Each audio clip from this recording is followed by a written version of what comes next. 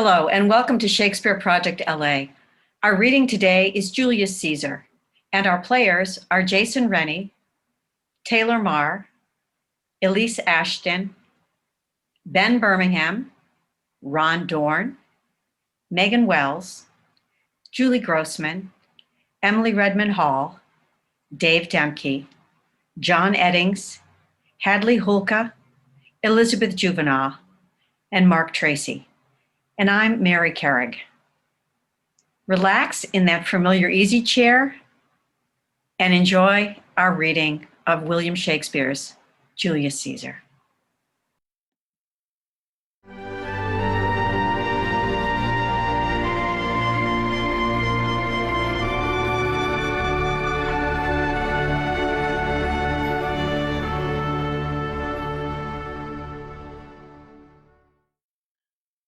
Act 1, Scene 1, Rome, a street leading to the route of Julius Caesar's triumphal procession. Enter Flavius, Morellus, a carpenter, and a cobbler. Hence home, you idle creatures, get you home. Is this a holiday? What know you not? Being mechanical, you ought not walk upon a laboring day without the sign of your profession. Speak. What trade art thou? Why, sir, a carpenter. Where is thy leather apron and thy rule? What dost thou with thy best apparel on? You, sir, what trade are you? Truly, sir, in respect of a fine workman, I am but as you would say a cobbler. But what trade art thou? Answer me directly. A trade, sir, that I hope I may use with a safe conscience, which is indeed, sir, a mender of bad souls. What trade, thou knave? Thou naughty knave, what trade? Nay, I beseech you, sir, be not out with me. Yet if you be out, sir, I can mend you. Oh, what meanest thou by that? Mend me, thou saucy fellow. Why, sir, cobble you. Thou art a cobbler, art thou? Truly, sir, all that I live by is with the all. I meddle with no tradesman's matters, nor woman's matters, but with all I am indeed, sir, a surgeon to old shoes. When they are in great danger, I recover them.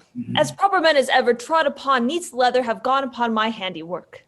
But wherefore art not in thy shop today? Why dost thou lend these men about the street?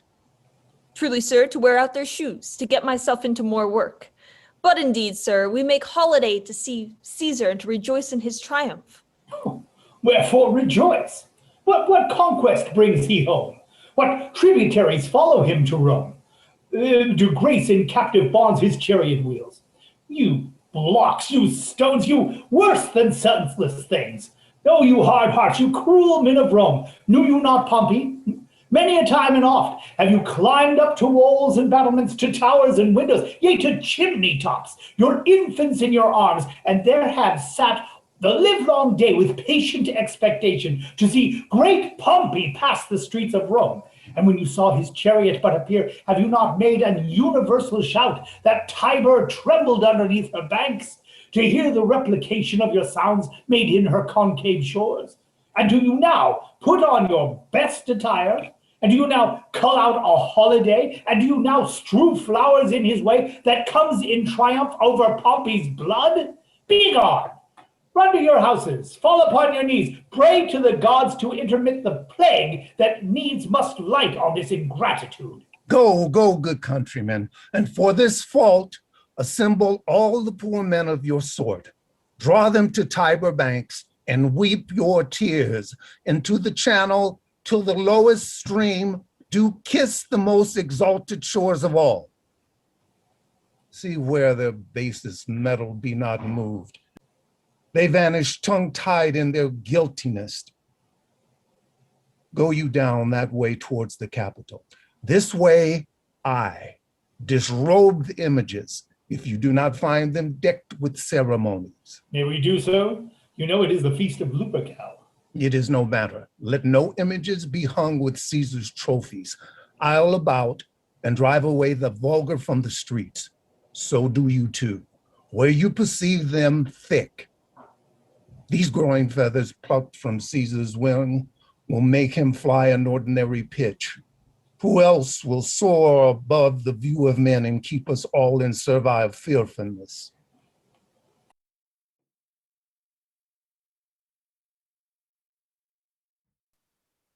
Act 1, Scene 2. A public square near the Forum on the day of the Lupercalia Festival Games. Enter Julius Caesar and his wife Calpurnia, Mark Antony, Marcus Brutus, and his wife Portia, Decius, Cicero, Caius Cassius, Casca, and a soothsayer. Calpurnia. Peace! Ho! Caesar speaks! Calpurnia, Here, my lord. stand you directly in Antonius's way when he doth run his course. Antonius, Caesar, my lord. forget not in your speed, Antonius, to touch Calpurnia, for the elders say, the baron touched in this holy chase, shake off their sterile curse. I shall remember. When Caesar says, do this, it is performed. Set on and leave no ceremony out. Caesar, Ha, Caesar, who calls? Who calls? But every noise be still. Peace, yet again. Who is it in the press that calls on me? I hear a tongue shriller than all the music cry, Caesar, speak. Caesar is turned to hear. beware the Ides of March. What is that, man? Soothsayer bids you beware the Ides of March. Set him before me. Let me see his face. Fellow, come from the throng. Look upon Caesar. What sayest thou to me now? Speak once again. Beware the Ides of March. He is a dreamer. Let us leave him. Pass.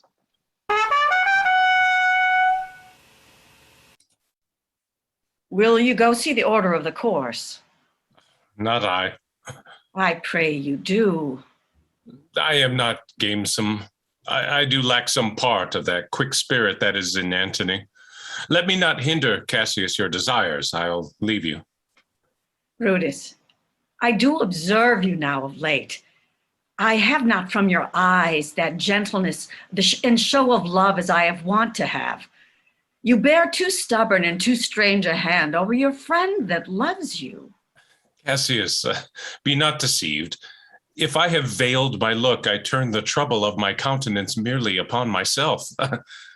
Vexed I am of late with passions of some difference, conceptions only proper to myself, which give some soil perhaps to my behaviors, but let not therefore my good friends be grieved, among which number, Cassius, be you one, nor construe any further my neglect than that poor Brutus with himself at war forgets the show of love to other men.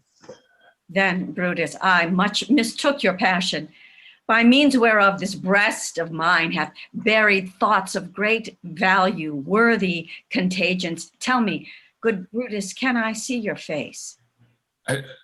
No, Cassius, for the eye sees not itself, but by reflection, by some other things. Is just, and it is very much lamented, Brutus, that you have no such mirrors as will turn your hidden worthiness into your eye, that you might see your shadow.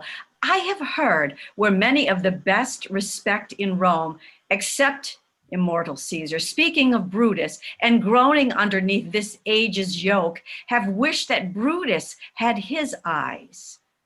Into what dangers would you lead me, Cassius, that you would have me seek into myself for that which is not in me? Therefore, good Brutus, be prepared to hear.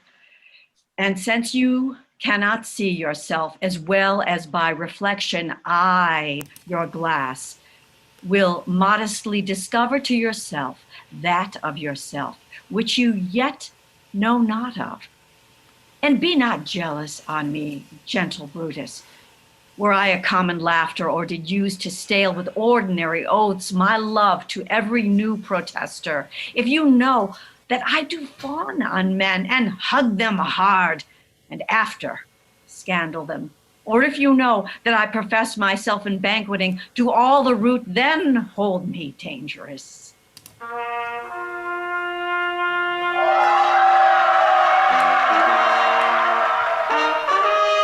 What means this shouting?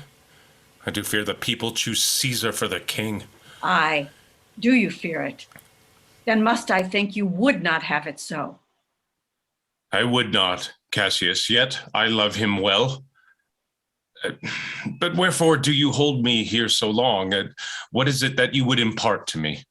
And if it be aught toward the general good, set honor in one eye and death in the other, and I will look on both indifferently.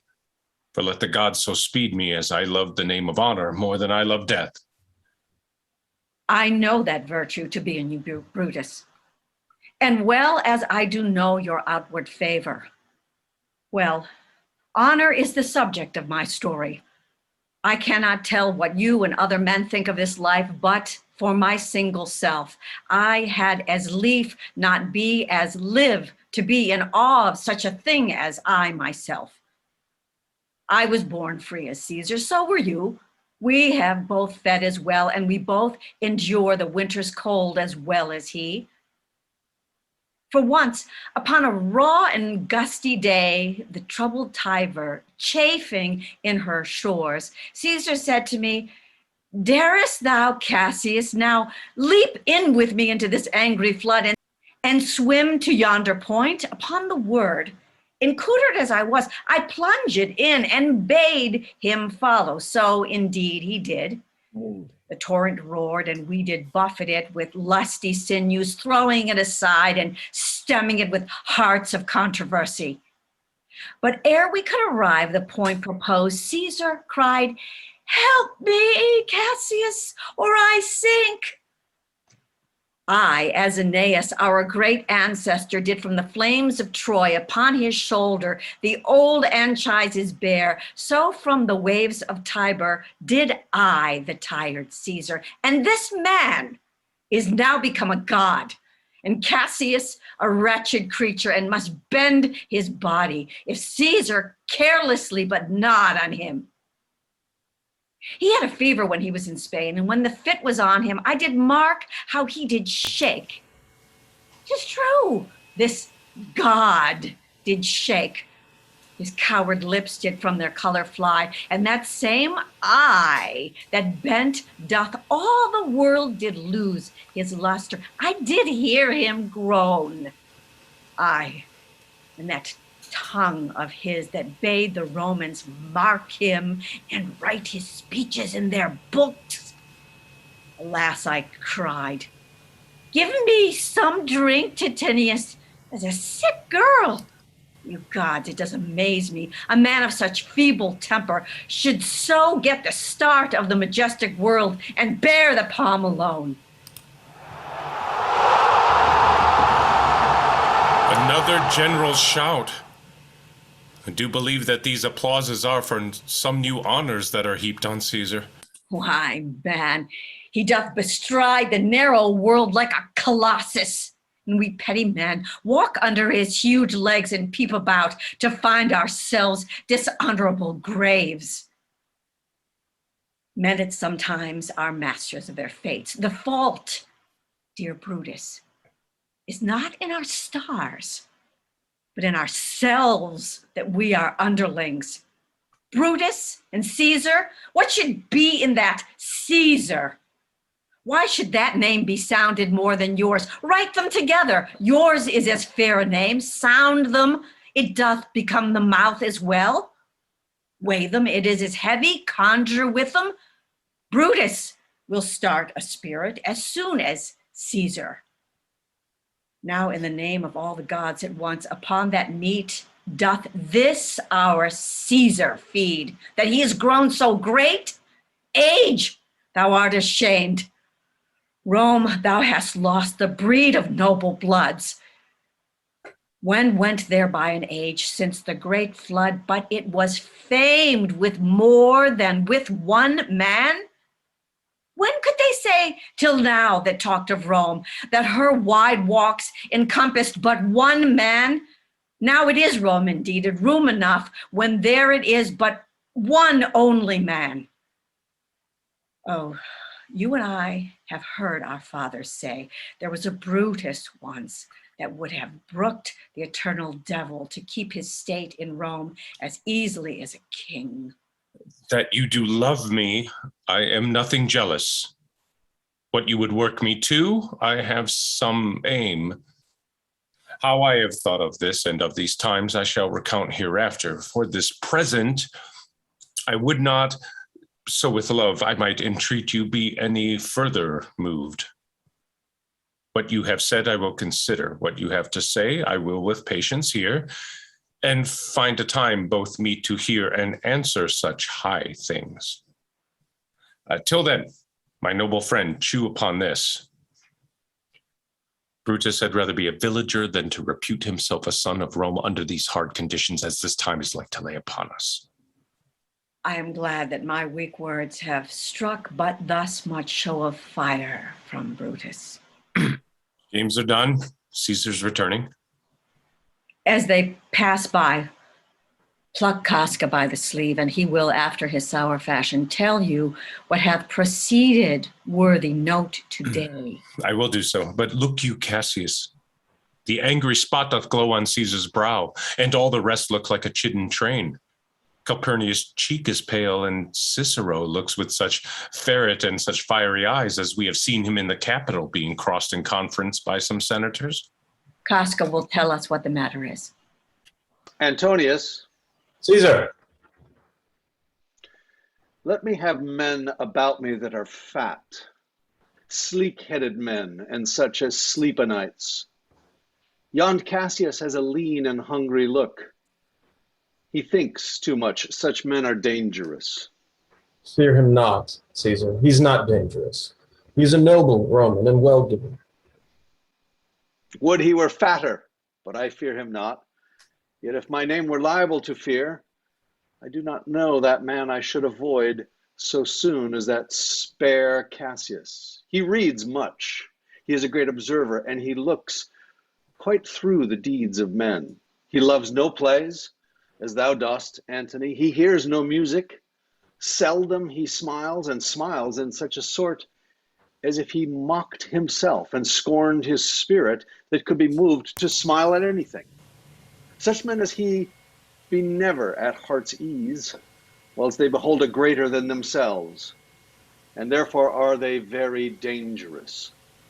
I rather tell thee what is to be feared than what I fear, for always I am Caesar. Come on my right hand, for this ear is deaf, and tell me truly what thou thinkst of him.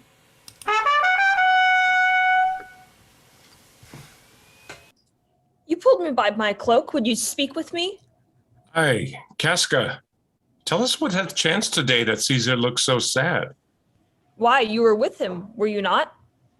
I should not then ask Casca what had chanced. Why, there was a crown offered him, and being offered him, he put it with the back of his hand, thus. And then the people fell a-shouting.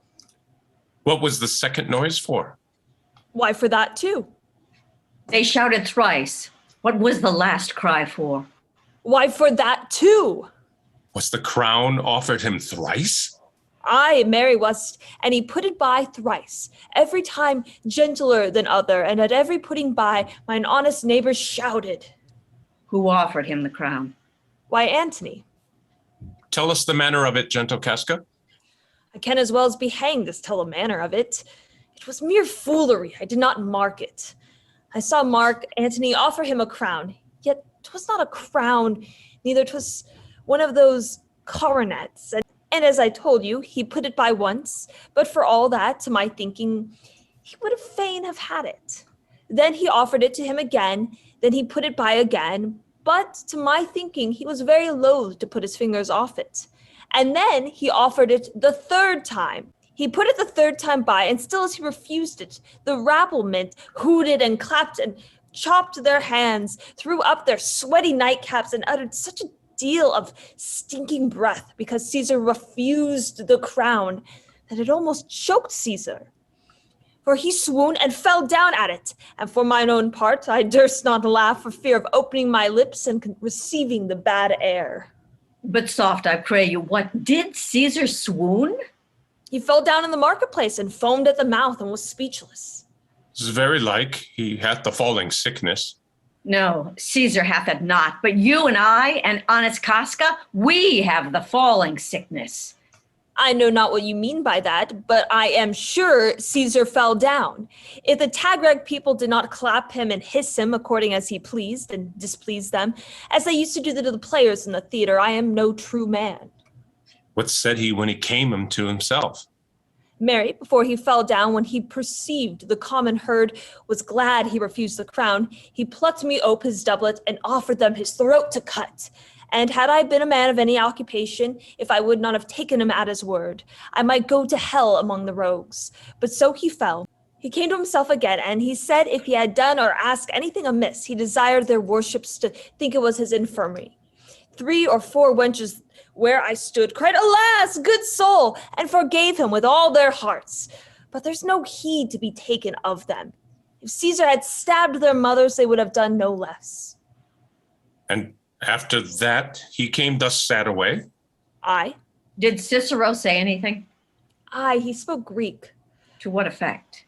Nay, and I tell you that I'll never look to you in the face again. But those that understood him smiled on one another and shook their heads. But for mine own part, it was Greek to me. I could tell you more news too. Marullus and Fervilus, for pulling scarves off Caesar's image, are put to silence.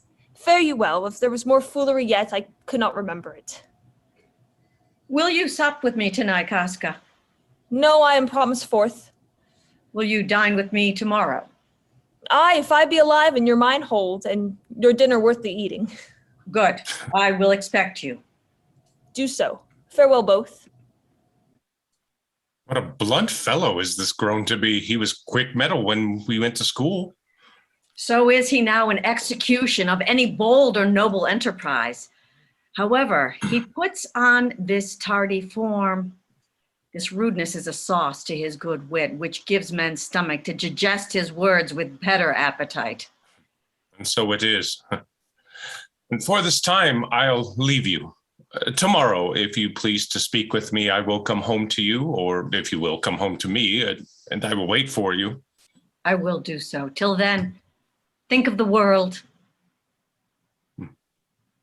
Well, Brutus, thou art noble, yet I see thy honorable metal may be wrought from that it is disposed. Therefore it is meet that noble minds keep ever with their likes. For who so firm that cannot be seduced? Caesar doth bear me hard, but he loves Brutus. If I were Brutus now and he were Cassius, he would not humor me. I will this night in several hands in at his windows throw, as if they came from several citizens' writings, all tending to the great opinion that Rome holds of his name, wherein obscurely Caesar's ambition can be glanced at. And after this, let Caesar seat him sure, for we will shake him, or worse days endure.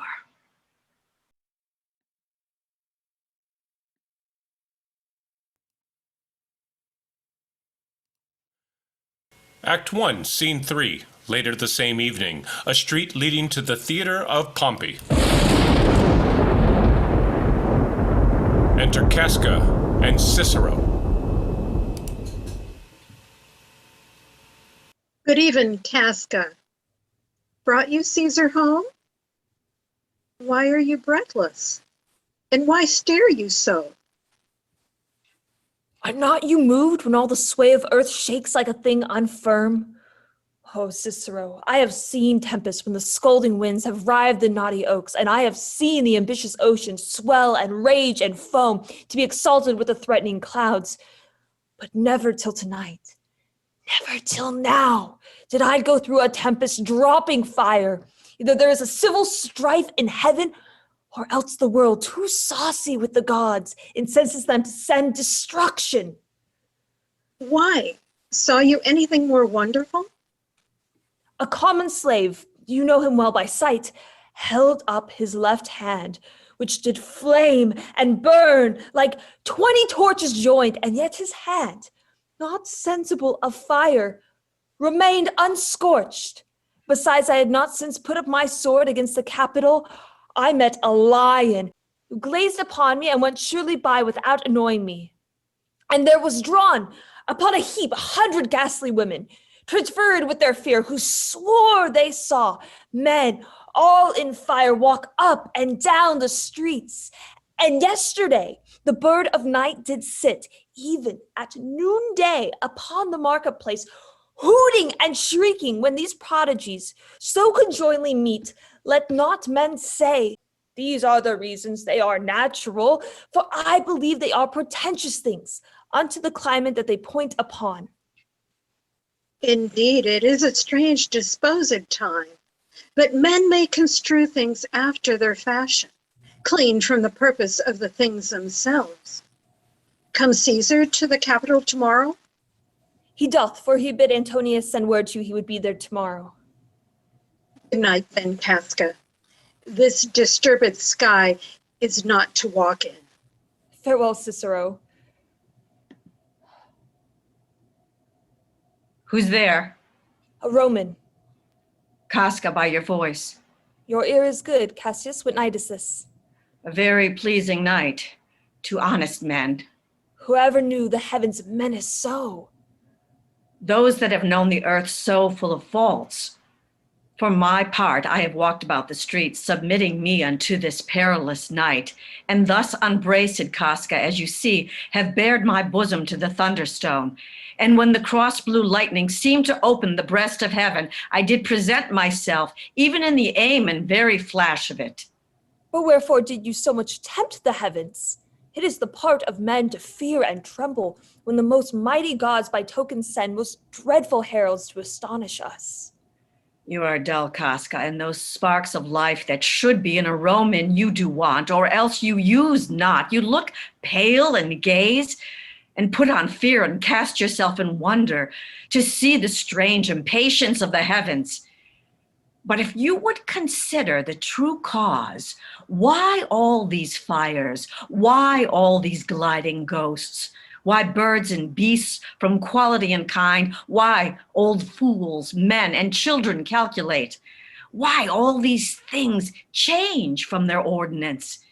These natures and performant faculties to monstrous qualities, why you shall find that heaven hath infused them with these spirits to make them instruments of fear and warning unto some monstrous state. Now could I, Casca, to name thee a man, most like this dreadful night that thunders, lightnings open graves, and roars as doth the lion in the Capitol, a man no mightier than myself or me in personal action or prodigious groan, and fearful as these strange eruptions are. 'Tis Caesar that you mean, is it not, Cassius? Let it be who it is. For Romans now have thews and limbs like to their ancestors. But woe the while, our fathers' minds are dead, and we are governed with our mother's spirits. Our yoke and sufferance shows us womanish. Indeed, they say the senators tomorrow mean to establish Caesar as a king, and he shall wear his crown by sea and land in every place save here in Italy. I know where I will wear this dagger then. Cassius from bondage will deliver Cassius. Therein you gods, you make the weak most strong. Therein you gods, you tyrants do defeat. Nor stony towers, nor walls of beaten brass, nor airless dungeon, nor strong links of iron can be retentive to the strength of spirit. But life, being weary of these worldly bars, never lacks power to dismiss itself. If I know this, know all the world besides, that part of tyranny that I do bear, I can shake off at pleasure. So can I, so every bondman in his own hand bears the power to conceal his captivity. And why should Caesar be a tyrant then? Poor man, I know he would not be a wolf, but that he sees the Romans are but sheep. He were no lion, were not Romans hinds. Those that with haste will make a mighty fire begin it with weak straws. What trash is Rome, what rubbish, and what offal when it serves for the base matter to illuminate so vile a thing as Caesar? Oh, grief, where hast thou led me? I perhaps speak this before a willing bondsman, then I know my answer must be made, but I am armed, and dangers are to me indifferent. You speak to Casca, and to such a man there is no flaring telltale. Hold my hand. Be factious for redress for all these griefs, and I will set this foot of mine as far as who goes furthest. There's a bargain made. Now, know you, Casca, I have moved already some certain of the noblest minded Romans to undergo me an enterprise of honorable, dangerous consequence.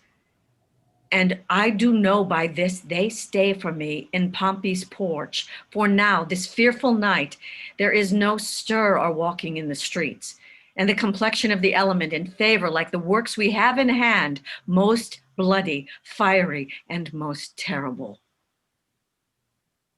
Stand close a while, for here comes one in haste. 'Tis Cinna. I do know him by his gait. He is a friend. Cinna, where haste you so? To find out you. Who's that? Metellus Cimber? No, it is Casca, one incorporate to our attempts. Am I not stayed for, Cinna? I'm glad on't. What a fearful night is this. There's 2 or 3 of us have seen strange sights. Am I not stayed for? Tell me. Yes, you are. Oh, Cassius, if you could but win the noble Brutus to our party. Be you content, good Cinna. Take this paper, and look you, lay it on the praetor's chair, where Brutus may find it, and throw this at his window. Set this up with wax upon old Brutus' statue. All this done, repair to Pompey's porch, where you shall find us. Is Decius Brutus and Trebonius there? All but Metellus Cimber, and he's gone to seek you at your house. Well, I will hie and so bestow these papers as you bade me. That done, repair to Pompey's theater. Come, Casca, you and I will yet ere day see Brutus at his house. 3 parts of him is already ours, and the man entire upon the next encounter yields him ours.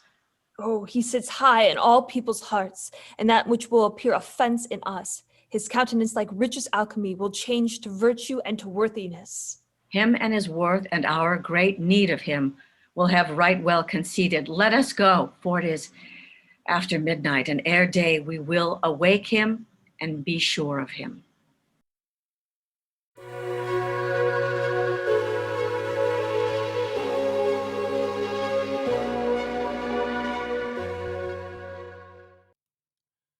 Act 2, Scene 1, Rome, later the same night. An orchard on the estate of Marcus Brutus. Enter Brutus.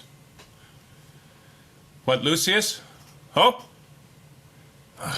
Cannot by the progress of the stars give guess how near to day. Lucius, I say! I would it were my fault to sleep so soundly. When, Lucius, when? Awake, I say! What, Lucius? Called you, my lord?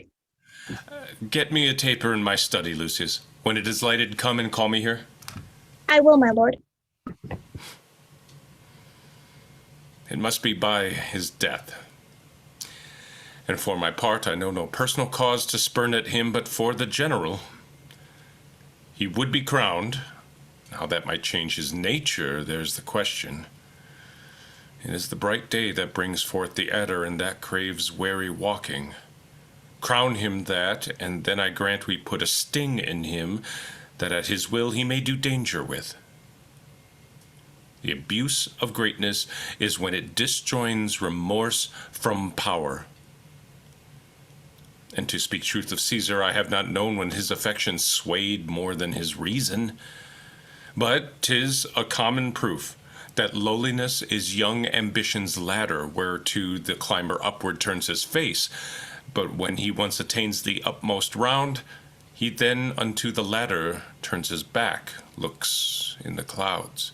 scorning the base degrees by which he did ascend. So Caesar may. Then, lest he may prevent. And since the quarrel will bear no color for the thing he is, fashion it thus, that what he is augmented would run to these and these extremities, and therefore think him as a serpent's egg, which hatched would, as his kind, grow mischievous, and kill him in the cell. The taper burneth in your closet, sir. As searching the window for flint, I found this paper thus sealed up, and I am sure it did not lie there when I went to bed. Well, get you to bed again. It is not day. Is not tomorrow, boy, the Ides of March? I know not, sir. Look in the calendar and bring me word. I will, sir.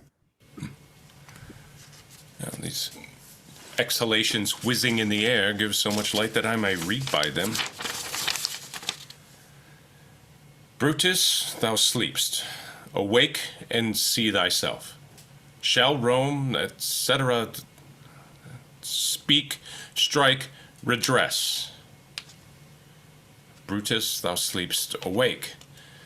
Such instigations have been often dropped where I have took them up. Shall Rome, etc. Well, thus must I piece it out. Shall Rome stand under one man's awe? What, Rome? My ancestors did from the streets of Rome the Tarquin drive when he was called a king. Speak, strike, redress. Am I entreated to speak and strike? Rome, I make thee promise, if the redress will follow, thou receivest thy full petition at the hand of Brutus. Sir, March is wasted 15 days. 'Tis good. Go to the gate, somebody knocks. Since Cassius first did wet me against Caesar, I have not slept. Between the acting of a dreadful thing and the first motion, all the interim is like a phantasma or a hideous dream. The genius and the mortal instruments are then in council, and the state of man, like to a little kingdom, suffers then the nature of an insurrection. Sir, 'tis your brother Cassius at the door, who doth desire to see you. Is he alone? No, sir, there are more with him. Do you know them? No, sir, their hats were plucked about their ears, and half their faces buried in their cloaks, that by no means I may discover them by any mark of favor. Let him enter. They are the faction. Conspiracy, shamest thou to show thy dangerous brow by night when evils are most free? Then by day, where wilt thou find a cavern dark enough to mask thy monstrous visage? Seek none.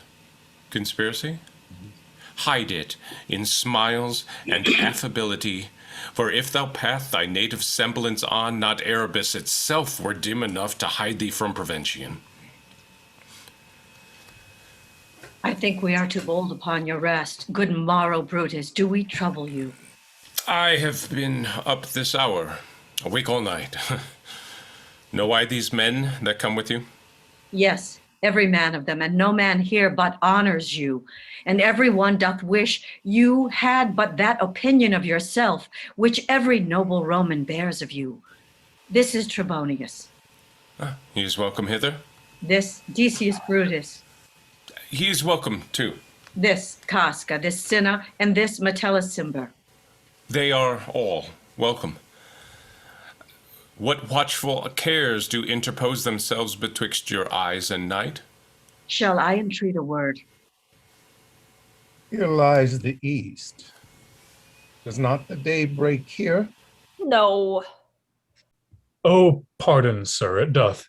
And yon gray lines that fret the clouds are messengers of day. You shall confess that you are both deceived. Here, as I point my sword, the sun arises, which is the great way growing on the south, weighing the youthful season of the year some 2 months hence, up higher, toward the north. He first presents his fire, and the high east stands as the capital directly here. Give me your hands, all over, one by one. And let us swear our resolution. No, not an oath. If not the face of men, the sufferance of our souls, the time's abuse, if these be motives weak, break off betimes, and every man hence to his idle bed.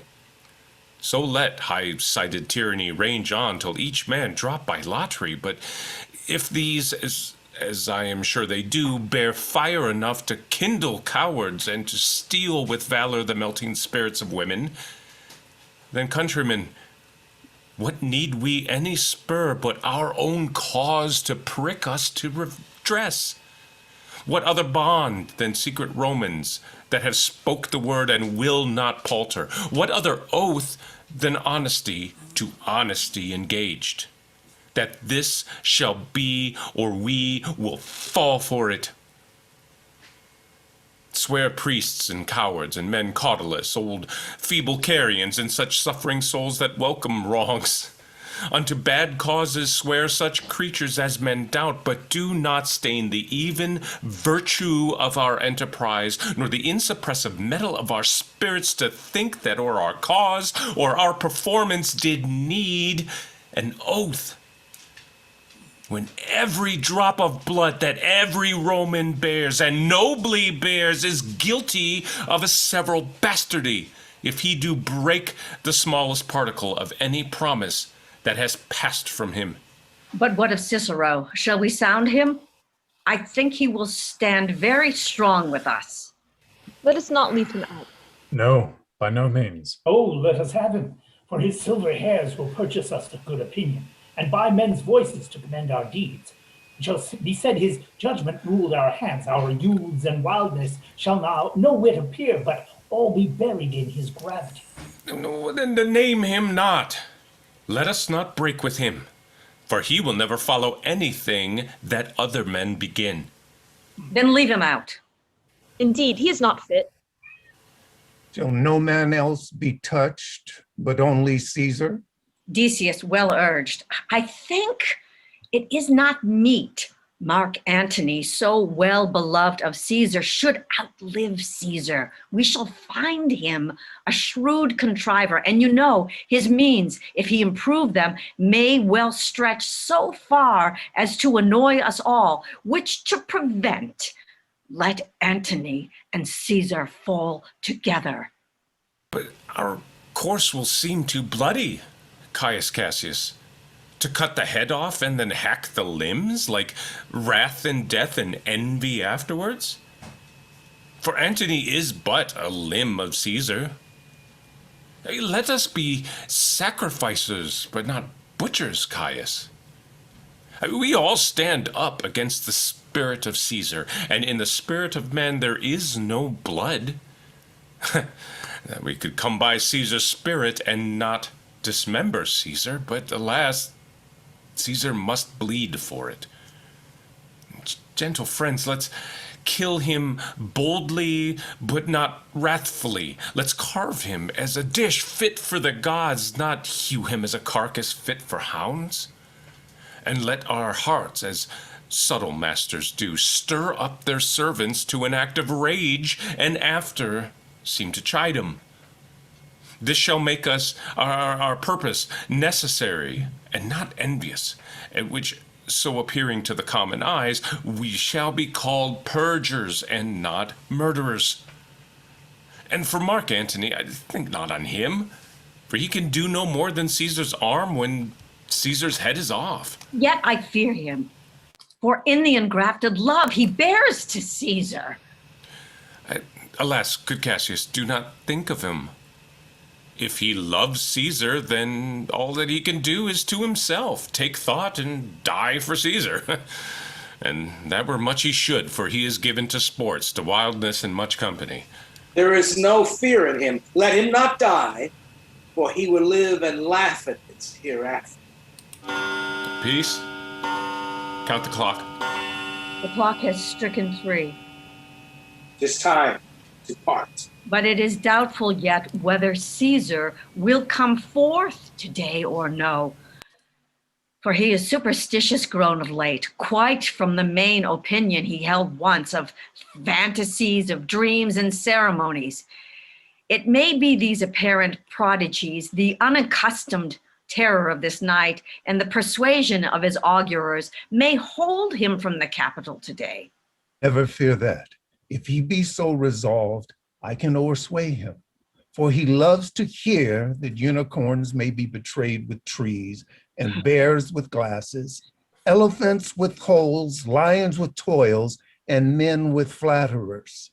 But when I tell him he hates flatterers, he says he does, being then most flattered. Let me work, for I can give his humor the true bent, and I will bring him to the capital. Nay, we will all of us be there to fetch him. By the 8th hour, is that the uttermost? Be that the uttermost, and fail not then. Caius Ligarius doth bear Caesar hard, who rated him from speaking well of Pompey. I wonder none of you have thought of him. Now, good Metellus, go along by him. He loves me well, and I've given him reasons. Send him but thither, and I will fashion him. The morning comes upon us. We'll leave you, Brutus, and friends, disperse yourselves, but all remember what you have said, and show yourselves true Romans. And good gentlemen, look fresh and merrily. Let not our looks put on our purposes, but bear it as our Roman actors do, with untired spirits and formal constancy. And so, good morrow to you every one.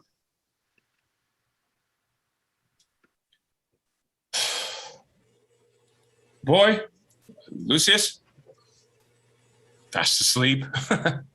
Well, 'tis no matter. Enjoy the honey-heavy dew of slumber. Thou hast no figures nor no fantasies, which busy care draws in the brain of men. Therefore thou sleep so sound. Brutus, my lord? Portia, what mean you? Wherefore rise you now? It is not for your health thus to commit your weak condition to the raw cold morning. Nor for yours neither. You've ungently, Brutus, stole from my bed. And yesternight at supper, you suddenly arose and walked about musing and sighing with your arms across. And when I asked you what the matter was, you stared upon me with ungentle looks. I urged you further. Then you scratched your head and too impatiently stamped with your foot. Yet I insisted. Yet you answered not, but with an angry wafture of your hand gave sign for me to leave you. So I did, fearing to strengthen that impatience which seemed too much enkindled, and withal hoping it was but an effect of humor, which sometime hath his hour with every man. It will not let you eat, nor talk, nor sleep. And could it work so much upon your shape as it hath much prevailed on your condition, I should not know you, Brutus. Dear my lord, make me acquainted with your cause of grief. I am not well in health. That is all. Brutus is wise, and were he not in health, he would embrace the means to come by it. And why so I do. Good Portia, go to bed. Is Brutus sick? And is it physical to walk unbraced and suck up the humors of the dank morning? What, is Brutus sick, and he will steal out of his wholesome bed to dare the vile contagion of the night, and tempt the roomy and unpurged air to add unto his sickness? No, my Brutus, you have some sick offense within your mind, which by the right and virtue of my place I ought to know of. And upon my knees I charm you by my once commended beauty, by all your vows of love, and that great vow which did incorporate and make us one, that you unfold to me, yourself, your half, why you are heavy. And what men tonight have had resort to you, for here have been some 6 or 7 who did hide their faces even from darkness. Kneel not, gentle Portia. I should not need if you were gentle Brutus. Within the bonds of marriage, tell me, Brutus, is it accepted I should know no secrets that appertain to you? Am I yourself but, as it were, in sort or limitation to keep with you at meals, comfort your bed, and talk to you sometimes? Dwell I but in the suburbs of your good pleasure? If it be no more, Portia is Brutus' harlot, not his wife. You are my true and honorable wife, as dear to me as are the ruddy drops that visit my sad heart. If this were true, then I should know this secret. I grant I am a woman, but withal a woman that Lord Brutus took to wife. I grant I am a woman, but withal a woman well reputed, Cato's daughter. Think you I am no stronger than my sex, being so fathered and so husbanded? Tell me your counsels. I will not disclose them. I have made strong proof of my constancy, giving myself a voluntary wound here in the thigh. Can I bear that with patience and not my husband's secrets? Oh, you gods! Render me worthy of this noble wife. Oh, hark. What knocks? Portia, go in a while, and by thy bosom shall partake the secrets of my heart. All my engagements I will construe to thee, all the correctory of my sad brows. Just leave me with haste.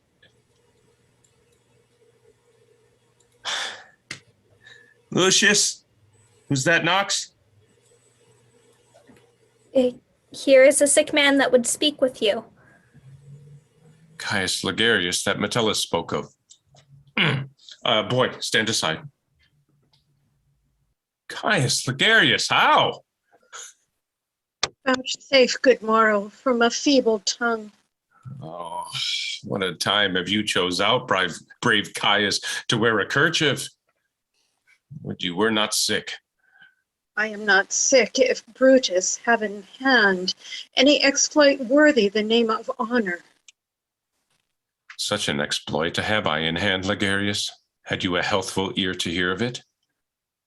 By all the gods that Romans bow before, I here discard my sickness. Soul of Rome, brave son derived from honorable loins, thou like an exorcist hast conjured up my mortified spirit. Now bid me run, and I will strive with things impossible.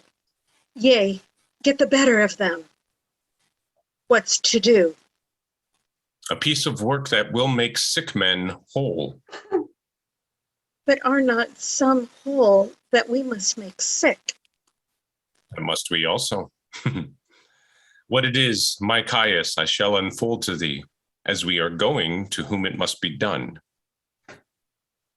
Set on your foot, and with a heart new fired I follow you, to do I know not what, but it sufficeth that Brutus leads me on. Follow me then.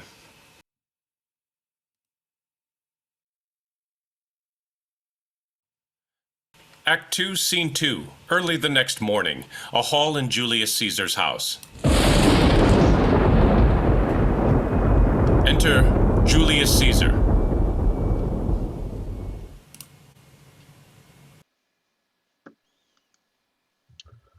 Nor heaven nor earth have been at peace tonight. Thrice hath Calpurnia in her sleep cried out, "Help, ho, they murder Caesar." Who's within? My lord, Go, bid the priests do present sacrifice, and bring me their opinions of success. I will, my lord. What mean you, Caesar? Think you to walk forth? You shall not stir out of your house today. Caesar shall forth. The things that threatened me ne'er looked but on my back. When they shall see the face of Caesar, they are vanished. Caesar, I never stood on ceremonies, yet now they fright me. There is one within, besides the things that we have heard and seen, recounts most horrid sights seen by the watch.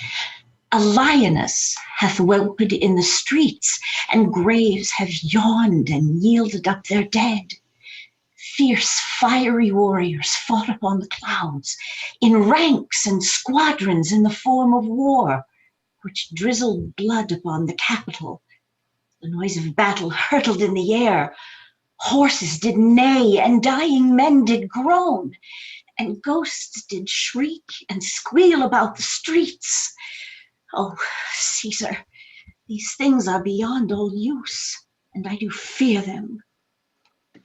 What can be avoided? Whose end is purposed by the mighty gods? Yet Caesar shall go forth, for these predictions are to the world in general as to Caesar. When beggars die, there are no comets seen. The heavens themselves blaze forth the death of princes. Cowards die many times before their deaths. The valiant never taste of death but once. Of all the wonders that I yet have heard, it seems to me most strange that men should fear, seeing that death, a necessary end, will come when it will come.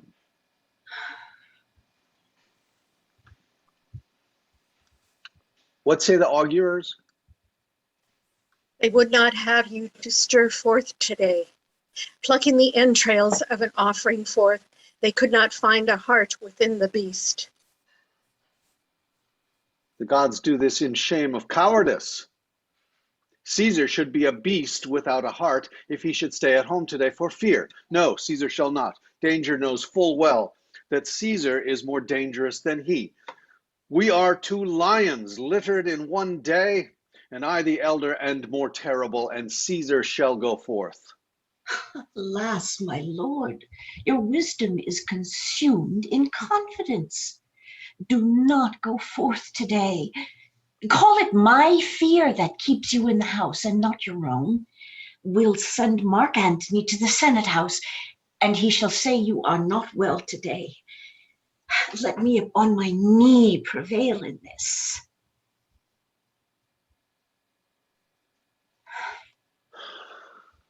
Mark Antony shall say, I am not well, and for thy humor I will stay at home. Here's Decius Brutus, he shall tell them so. Caesar, all hail. Good morrow, worthy Caesar. I come to fetch you to the Senate House. And you are come in very happy time to bear my greetings to the senators and tell them that I will not come today. Cannot is false, and that I dare not falser. I will not come today. Tell them so, Decius. Say he is sick. Shall Caesar send a lie? Have I in conquest stretched mine arm so far to be afeard to tell graybeards the truth? Decius, go tell them Caesar will not come. Most mighty Caesar, let me know some cause, lest I be laughed at when I tell them so. The cause is in my will. I will not come. That is enough to satisfy the Senate. But for your private satisfaction, because I love you, I will let you know. Calpurnia here, my wife, stays me at home. She dreamt tonight she saw my statue, which like a fountain with 100 spouts did run pure blood, and many lusty Romans came smiling and did bathe their hands in it.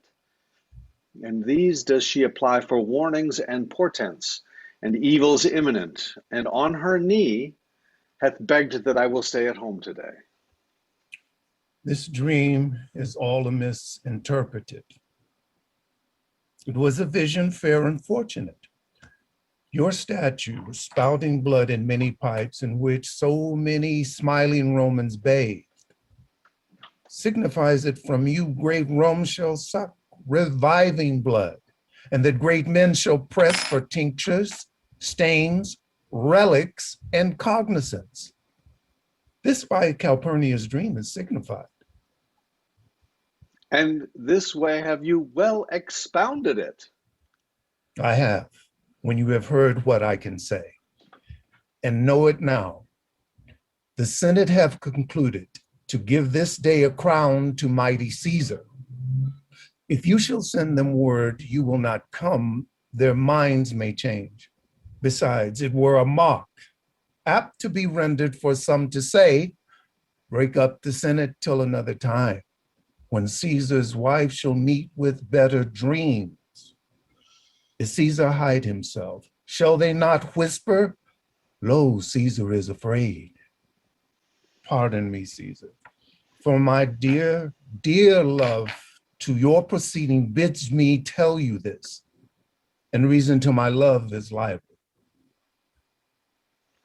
How foolish do your fears seem now, Calpurnia? I am ashamed I did yield to them. Give me my robe, for I will go. And look, where Publius has come to fetch me. Good morrow, Caesar. Welcome, Publius. What, Brutus, are you stirred so early too? Good morrow, Casca. Caius Ligarius. Caesar was ne'er so much your enemy as that same ague which hath made you lean. What is 'clock? Ah, Caesar, 'tis struck an 8. I think of your pains and courtesy. See, Antony, that revels long o' nights, is not withstanding up. Good morrow, Antony. So, to most noble Caesar. Bid them prepare within. I am to blame to be thus waited for. Now, Cinna, now, Metellus, what, Trebonius, I have an hour's talk in store for you. Remember that you call on me today. Be near me, that I may remember you. Caesar, I will. So near will I be that your best friends shall wish I had been. Good friends, go in and taste some wine with me, and we, like friends, will straightway go together. That every like is not the same, O Caesar. The heart of Brutus earns to think upon.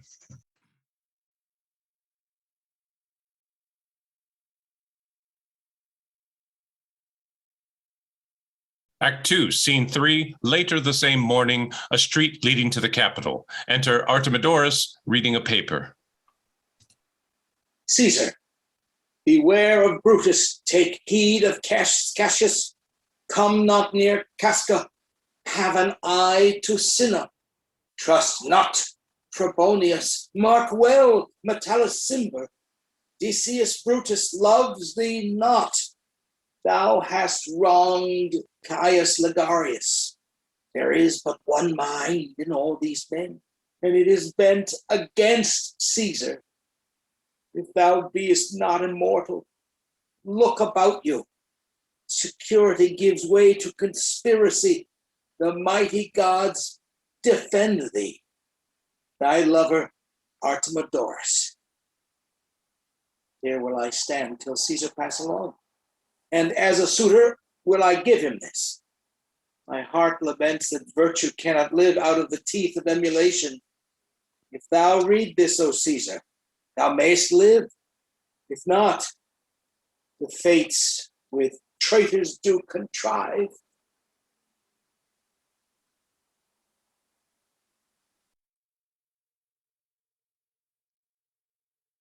Act 2, Scene 4, a street before the house of Marcus Brutus. Enter Portia and Lucius.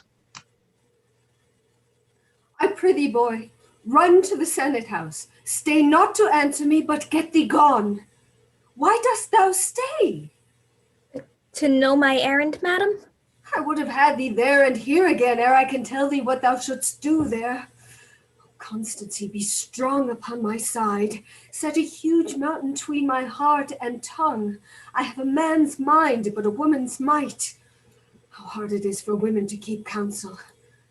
Art thou here yet? Madam, what should I do? Run to the capital and nothing else, and so return to you and nothing else? Yes. Bring me word, boy, if thy lord look well, for he went sickly forth.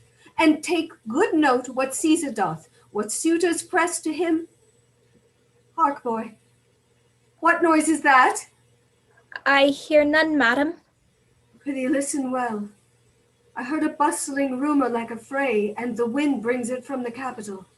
Sooth, madam, I hear nothing. Come hither, fellow. Which way hast thou been? At mine own house, good lady. What is it o'clock? About the 9th hour, lady. Is Caesar yet gone to the capital? Madam, not yet. I go to take my stand to see him pass on to the capital. Thou hast some suit to Caesar, hast thou not? That I have, lady. If it will please Caesar to be so good to Caesar as to hear me, I shall beseech him to befriend himself. Why? Knowest thou any harm intended towards him? None that I know will be, much that I fear may chance. Good morrow to you. Here the street is narrow. The throng that follows Caesar at the heels of senators, of praetors, common suitors, will crowd a feeble man almost to death.